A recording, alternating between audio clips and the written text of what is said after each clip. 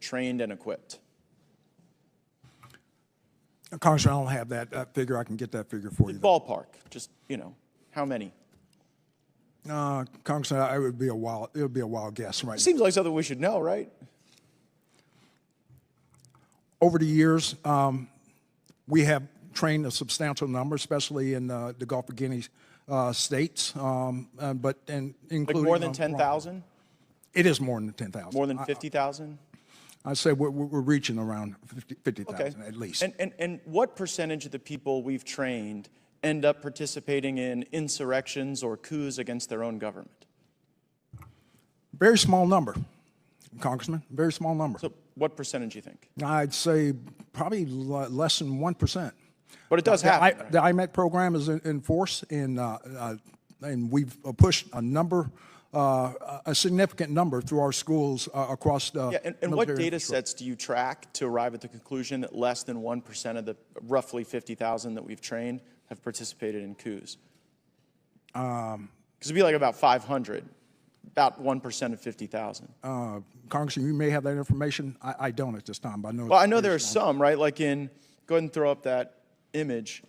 This is Colonel Mamadi Doumbouya, and this is a photo of him. Did we train and equip him in Guinea? By name, I cannot identify that. Well, that guy in the middle with the big red hat, Colonel Mamadi Doumbouya, that's him with a bunch of U.S. service members outside of our embassy. And just months after this photo was taken in 2021, he led a coup in Guinea and threw out the leader. Does that concern you? Congressman, core values is what we start off with in IMA programs. Do we share core values with Colonel Doumbouya? Core values. I will repeat that. Core values. Respect for humanity. Do we share those values with Colonel Doumbouya? Absolutely. In our curriculum. He led a coup. We do. Okay, well, that's a very telling answer. In Burkina Faso, did we share core values with the leader that we trained there who led a coup? It's in our curriculum. We Leading stress coups core are in our values. curriculum? We request civilian-led governance. Wait, hold on. Is leading coups in our curriculum?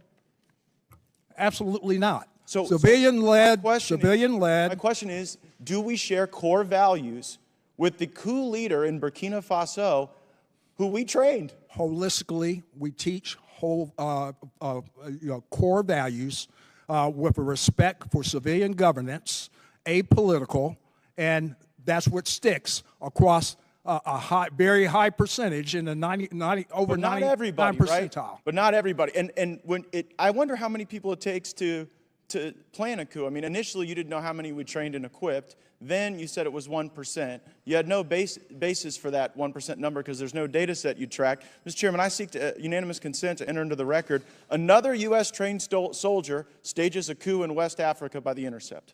Without objection, so ordered. And I further seek unanimous consent to enter into the record U.S. forces trained the Guinean colonel behind the recent coup in West African country, and this is regard to Guinea. Without objection, so ordered. So I guess the question is, why should U.S. taxpayers be paying to train people who then lead coups in Africa?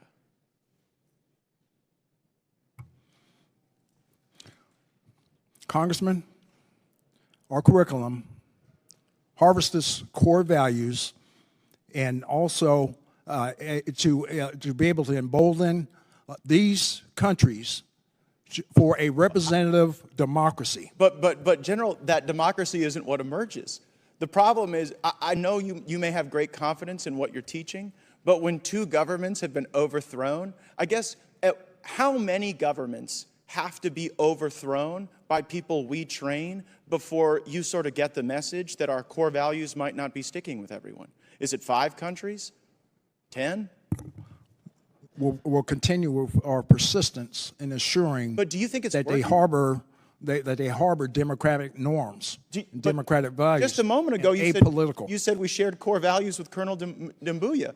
You said that just moments ago in response to my question, and his core value seems to be leading a coup. So I don't think it's stuck. I think we should at least know how many countries we train the coup plotters in. How many is too many? Because clearly 2 is not too many, and I think we could use our resources far more effectively than doing this.